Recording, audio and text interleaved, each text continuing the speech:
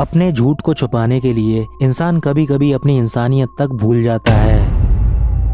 गुजरात के सूरत में 11 मार्च को अमरोली के कोसाड़ आवास के पास लोगों को एक बोरी में एक महिला का शव मिला। महिला के हाथ पैर बंधे हुए थे और गले पर गला घोटने के निशान साफ नजर आ रहे थे। जानकारी मिलते ही पुलिस मौके पर पहुंची और लाश की पहचान करने में जुट गई। पता चला कि 10 मार्च को परवेज नाम के व्यक्ति ने अपनी मां के लापता होने की शिकायत थाने में दर्ज कराई थी। जब परवेज को बुलाकर लाश दिखाई गई तो उसने 52 साल की अपनी मां हमीदा खातून को पहचान लिया। मां की ये लाश देखकर वो फूट फूट कर रोने लगा। शिकायत के मुताबिक हमीदा एक दिन पहले सब्जी लेने घर से निकली थी और फिर वापस नहीं लौटी। पुलिस ने जांच शुरू की, सीसीटीवी फुटेज चेक किए गए और घर की तलाशी ली गई। घर से एक रस्सी बरामद हुई जो बिल्कुल वैसी ही थी जैसी रस्सी से हमीदा के हाथ पैर बंधे हुए थे। उस वक्त घर पर हमीदा का छोटा बेटा परवेज और बड़ी बहू शबाना ही मौजूद थे। दोनों को हिरासत में लेकर पूछताछ की गई और फिर जो कहानी सामने आई उसने सबको हिलाकर रख दिया। हमीदा के 2 बेटे थे। बड़ा बेटा शादीशुदा था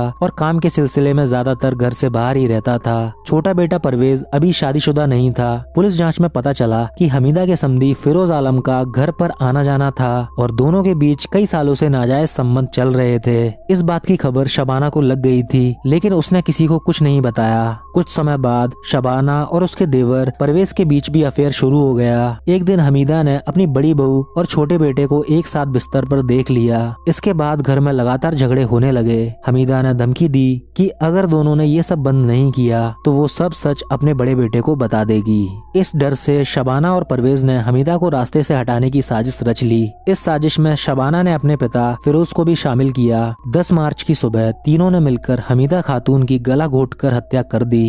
हत्या के बाद परवेज ने थाने जाकर अपनी मां की गुमशुदगी की झूठी शिकायत दर्ज करा दी ताकि किसी को शक न हो। घर लौटकर तीनों ने हमीदा के हाथ पैर रस्सी से बांधे और शव को बोरी में भर दिया।